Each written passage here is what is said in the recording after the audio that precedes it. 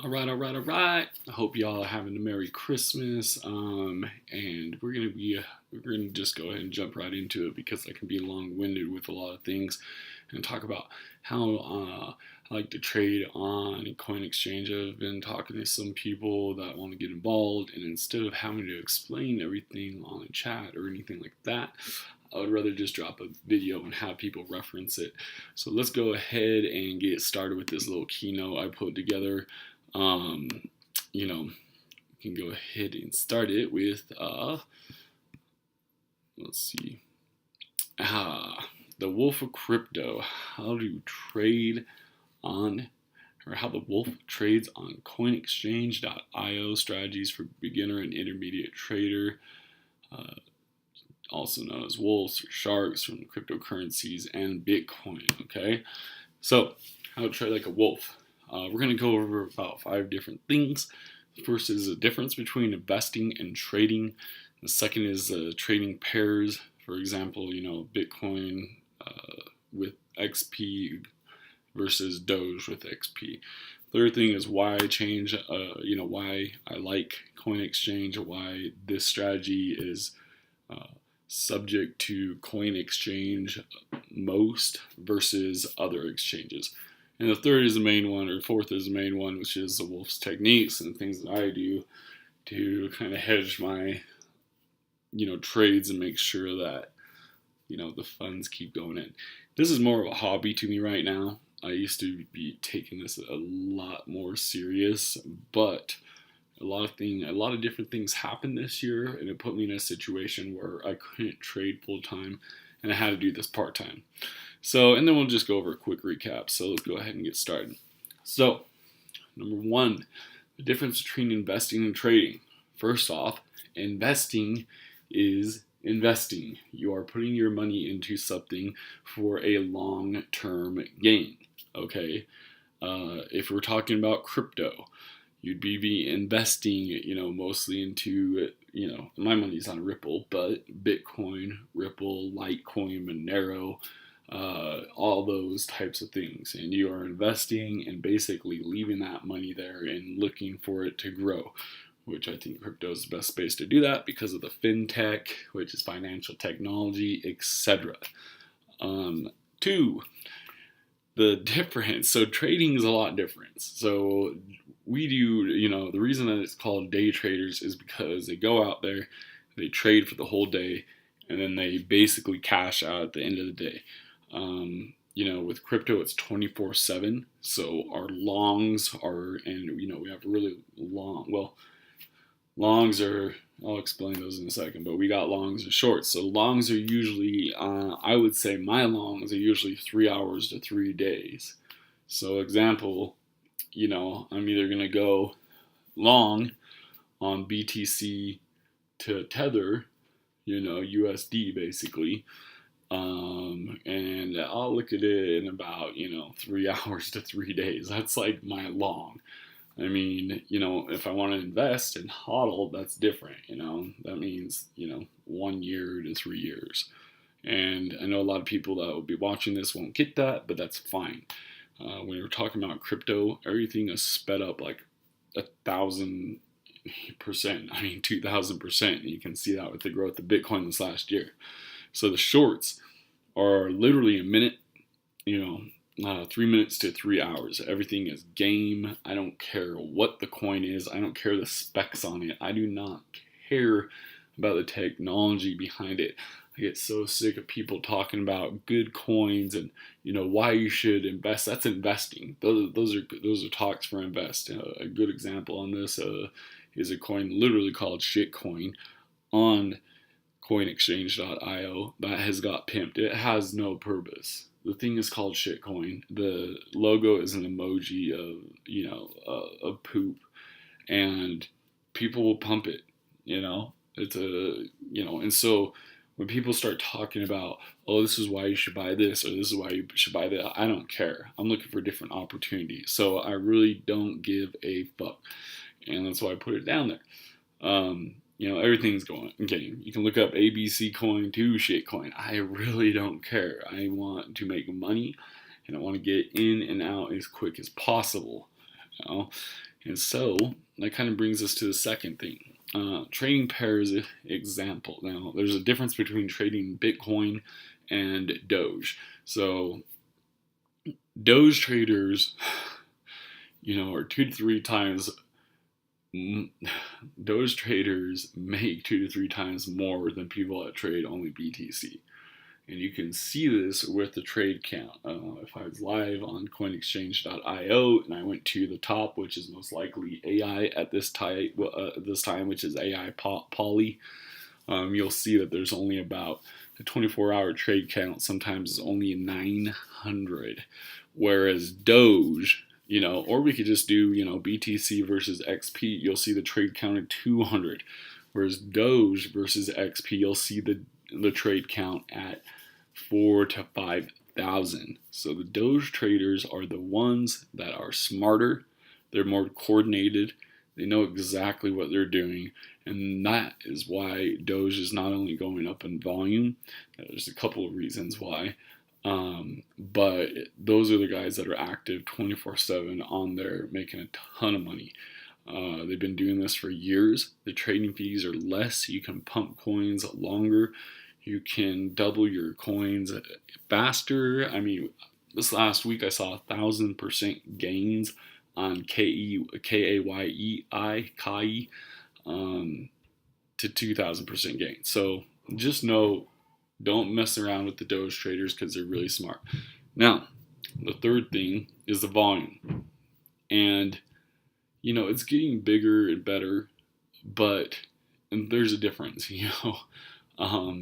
Doge is 100 or 1/1,000,000th literally of the price of Bitcoin. So you can sit there and pump a coin and sit there and hit the minimum is point what is it 0.0001 Doge. That's a minimum trade that you can make. So you can sit there and pump forever because you will most likely be holding 5,000 to 10,000 Doge if you're a small trader like me. So it's easier to pump coins. It's easier to make people seem like all green, have things constantly getting bought, things of that nature, which usually will trick a newbie. Okay. And also, another thing is that Doge has one of the most secure blockchains today. So along with Digibyte, I've seen a study on it, and Digibyte and Doge, the reason why, let's go back, rewind a little bit. The reason why Bitcoin is so popular is because it has never been hacked, okay? With that being said, Litecoin's been hacked a couple times that I know of, and I don't even know if those are legit, because anybody can lose their wallet, but Doge is just a coin. It is literally made for trading, and another financial network basically set up another fintech way to move money. And it was an experiment that worked, and now people are getting paid. I saw somebody kind of talking shit on Twitter the other day, and they were like, "Oh, Dogecoin has made it than any shit coin can." And it's like, well, that's kind of what happened with Bitcoin, right? Like things, they just kind of messed around, it worked, and boom, it's worth a lot of money. And that's a lot of the way that these fintech companies are going. These developers are really smart. They know what they're doing. I've been seeing everybody wear a Doge shirt, from the owner of Ethereum, the CEO, owner, whatever, to, smaller developers. They really like Doge, and I think, there's a reason behind that. So, and then, as of to date, and it might be more in this, but Doge is at 50 sats. At the beginning of this month, or a couple weeks ago, it was at 18 sats, and now we're well on its way to 10xing. So, basically what I'm saying is Doge people know what they're doing. The Doge traders, they really do run a lot of the exchanges. Now, the reason that I like Coin Exchange versus other exchanges is, one, other exchanges like Bitfinex, Kraken, etc. are only good for more popular coins, which is fine. I wish I could trade Ripple all day long with the big dogs, but the fees and the taxes really do outweigh the rewards. I can't sit there and spend $16 and then have it tracked by a USID TX, which is a tax every single time I enter and exit a trade. I'd be crushed. And so with, coin exchange, it is I think everybody knows it's 0.15%. So you're getting minus 0.15%, which is just insane. I mean, especially if you're trading with Doge, you can really trade for basically nothing. And those guys are racking up money. They just put the TradingView chart in. I love TradingView. TradingView is the best when they get the API key, and I really think that these guys got a huge future. They actually, unlike Bittrex, which I hate, they actually answer their support tickets. They take care of people online. They really know what they're doing. Cryptopia does that a lot, but Bittrex, I cannot stand. One thing I note at the bottom, I can make more money in 3 hours on coin exchange than I do in 3 weeks on Bittrex, and I've proven that with some other videos that you can see. The difference between, let's go into the first one, which is the one that we all want to talk about, and those are just the techniques that I've learned over this last year. The first thing I do, is number 8. Actually, I really respect others. And what I've done over the last year is really built my reputation. And the way that you do that is just being honest. You can't sit there and be cocky. Somebody's going to talk crap to me, like I'm going to, talk crap back. Like the other day, as an example, we had somebody in there that was just, calling us basically a bunch of like lames because we weren't balling like him, or we weren't willing. I don't know what he had in his wallet, but he was looking at Regal coin, which you'd have to short. And for those of you that don't know, the Regal team, they freaking crushed it. They took everybody's money and they bounced out. I made money off the coin because I know the main investors, but they did their thing and they're basically gone. And so that coin has just gone to shit. And anybody who's going to come in there new on the troll box and talk about Regal coin 2x in a day, have fun, good luck. But I'm not going to be involved with that. I'm here for more like the people that don't make a lot of money and that are trying this out for the first time. And this is what I'm helping them with. So what I do is really scout. And really what I want to start doing is just find, 1 to 3 coins that have really good. I've really gone through them a lot. And so I know what those coins are. But, and you can usually go back to the same coin and pump it. And it's not a pump and dump. There's a difference between pump and dump. This is really all strategy, when it comes down to it. You want to call it a pump and dump? Fine. But I'm not sitting there boosting it with 70 Bitcoin and then just dumping it on some fool. I'm basically pumping that thing, and then, literally the dumbest or the greediest person will get stuck with the bag at the end. I get stuck with them all the time, and that's why I like to come back to those same coins and pump them so that my sell orders get filled. When I talk about bags, I'm talking about sell orders.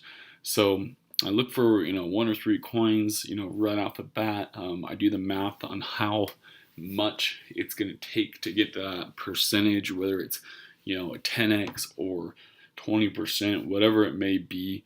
I'm looking to spend not a lot of money, and so somebody just texted me and said everything is dumping. These new people sometimes are, I'm ready for a correction. I could care less. I like to trade. This is like my hobby, like I said. If everything's dumping, fine. I know Ripple's not dumping, because Ripple doesn't dump, but it doesn't really matter. Anyway, back onto it. So I do the math. I look down and I see thin walls. What I mean by thin walls is that it does not cost a lot to take down that order. Now, walls can be every single Satoshi. So you can have, one wall on, 51, 52, 53.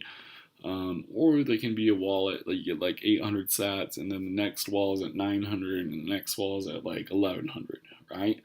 And so I really just do the math, and based on that, I really find, what's the best risk versus reward. And then I never will spend more money than I'm willing to lose. If you go into every trade expecting to lose 90%, you will trade a lot better. You will keep more BTC as equity to hedge those trades. And what I mean by that is that the money that you lose, you will want to get a quick come up, as I just call it, to basically hedge those trades. And what that means is, breaking even or making sure that you're making a little bit of profit on some quick deals.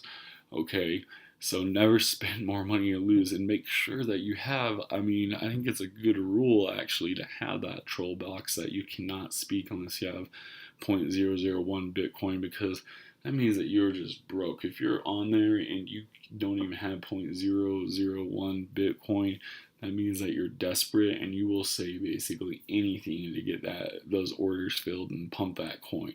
And I've been there before. I used to go all in on crypto all the time. So, that's why I'm here today, to tell you these things. And then at the end of the day, we try as hard as possible to fill those sell orders before leaving the exchange. I do not like to, have them sit unless it's something like right now, Doge, that I'm keeping. I do not like things to sit. I would rather go in, do, 2 hour, 3 hour pump on a few coins, fill my sell orders, and get back to having more BTC at the end of the day, rather than have a sell order get out there and be sitting there for a while. And so that's what I talk about all the time. When we get distracted or anything like that, you guys are going to leave a bunch of sell orders all over the place. And then to get more Bitcoin back, you're going to sell for less. Believe me, I've been doing this a long time. So just trust in what I'm saying. You're going to sell it for less. And some people, they think buying a coin at 1 Satoshi or buying a coin at 2 Satoshis and then having to sell it at 1 is like the worst case scenario. You're losing freaking 100%, like 50% of your income right there. Like if you went all in on, a coin that was at 2 sats, hoping that it goes for 3, and you have to sell at 1 Satoshi, then you are losing half your money. I learned that real quick. I thought that those were good deals because, the sweet spot's really like 20 to, 100 Satoshis. If you can find coins within that area, then the risk versus reward is going to be a lot less, because it's never going to really fall down. If you can see the supports at like 40 and you're going to hit, your targets to hit, pick it up at 41 and hit 50, then you're going to be great. But, these smaller these coins that really aren't worth a lot, that are worth 7 Satoshis or whatever it may be, or like I said, 2 Satoshis and the support's at 1, that's horrible. I'd rather have it be at 10 and the support at 8, if that makes sense.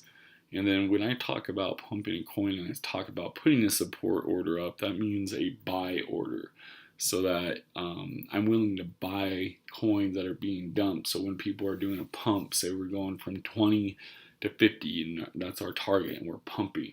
Well, what I want to do is keep on putting up support orders, so the people with weak hands, and they'll test it all the time, will dump it, and they'll hit that sell order, and I'll buy that and basically put it back on top. So like, say we're going to 20, gets to 25, I put up support at 25, somebody dumps it at 25, and then boom, I just keep it going, put it at 26, and then I'll move that and put it at 27. And that's how a real pump works. It's hard to get everybody engaged in that, but people will start to understand as long as I keep doing this. And then examples, like I said earlier, we want to at least have the sell orders in place before you get off the exchange. So if you're not able to film, at least put a sell order in place, because you don't know if it's going to pump that night, pump that day when you're not on the exchange. So at least put those sell orders. If we're not able to film, at least put those sell orders, because I'm always looking for good opportunities. Most likely other people are going to find that. There's a lot of times, and I'll give you 2 very good examples. One was Ethereum Dark. That thing went, I picked it up at 40 cents and went to $7.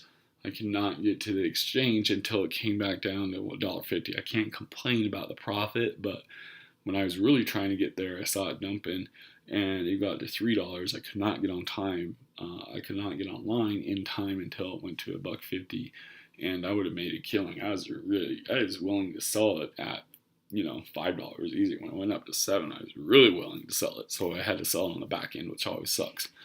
And then, Flick was huge for me.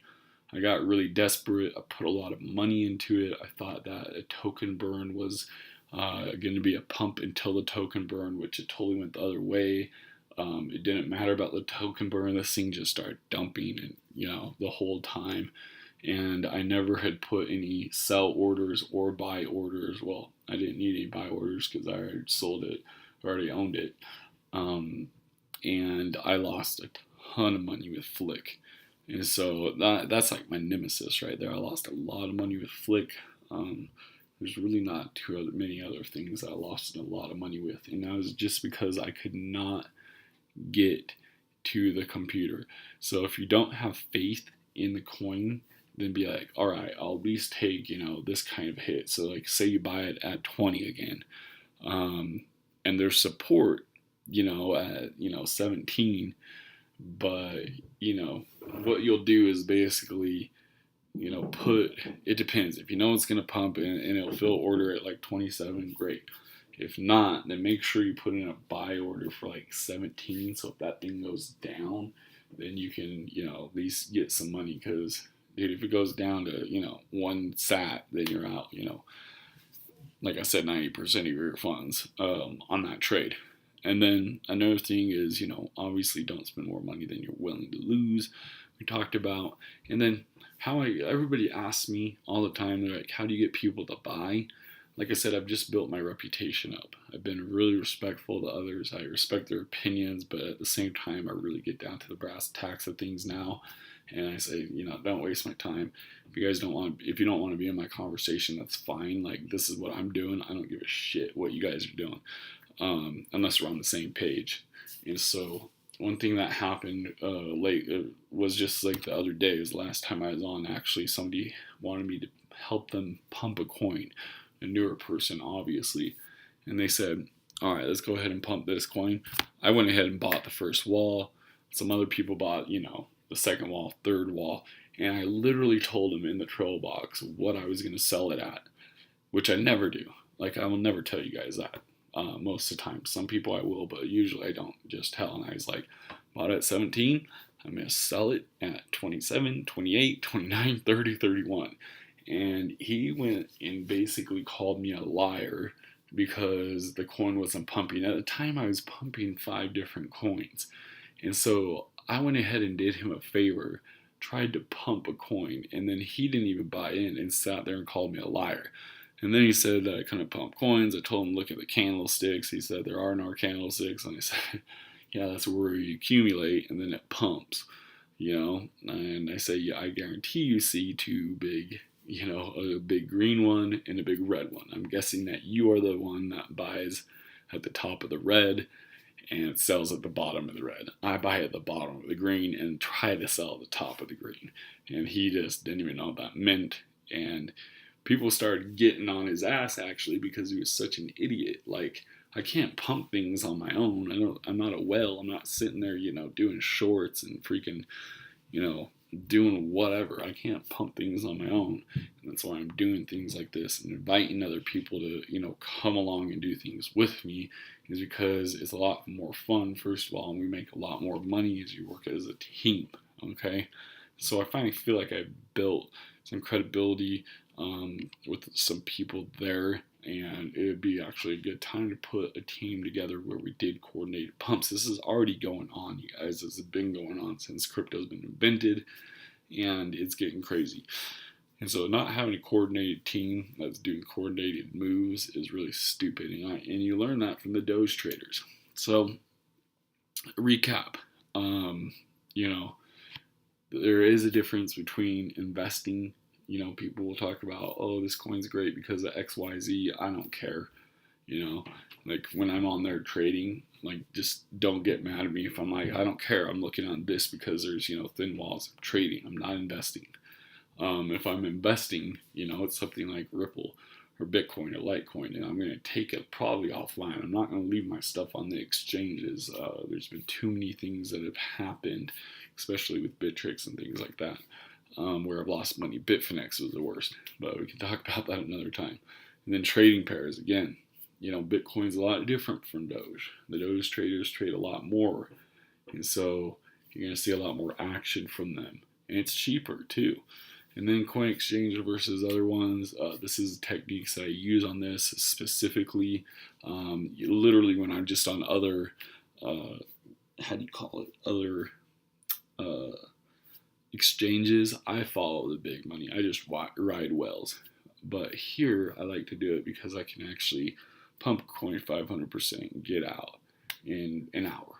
And people that know me and have dealt with me have seen that and should have good returns on their trades as well.